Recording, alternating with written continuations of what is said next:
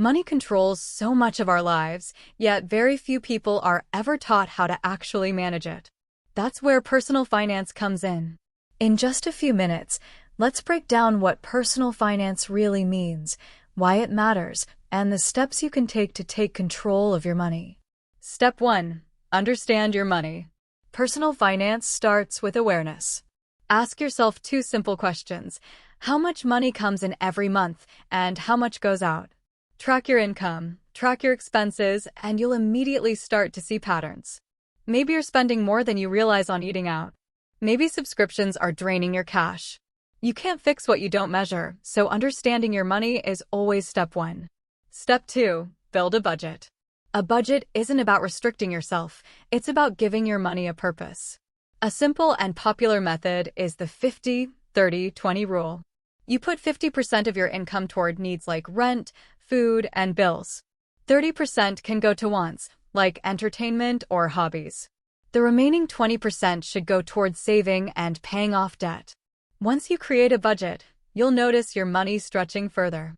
Step 3. Emergency fund. Life is unpredictable. That's why an emergency fund is one of the most powerful tools in personal finance. Ideally, you want 3 to 6 months of living expenses saved in a separate account. This safety net protects you from job loss, medical bills, or any surprise expense that would normally throw you into debt. Think of it as buying yourself peace of mind. Step 4. Tackle debt early. Debt can quietly destroy your finances if you let it grow, especially high-interest debt like credit cards. Paying the minimum sounds easy, but interest keeps piling up, making it harder to escape. One popular strategy is the avalanche method. Focus on paying off the highest interest debt first while still making minimum payments on the rest. Another is the snowball method. Pay off the smallest balance first to build momentum. Either way, the key is to start early and be consistent. Step 5. Save and invest for the future. Saving is good, but saving alone won't build wealth. To grow your money, you need to invest. The earlier you start, the more time compounding has to multiply your returns. Even small amounts invested regularly can grow into something huge over time. Whether it's through retirement accounts, index funds, or other investments, the principle is the same. Consistency beats timing the market.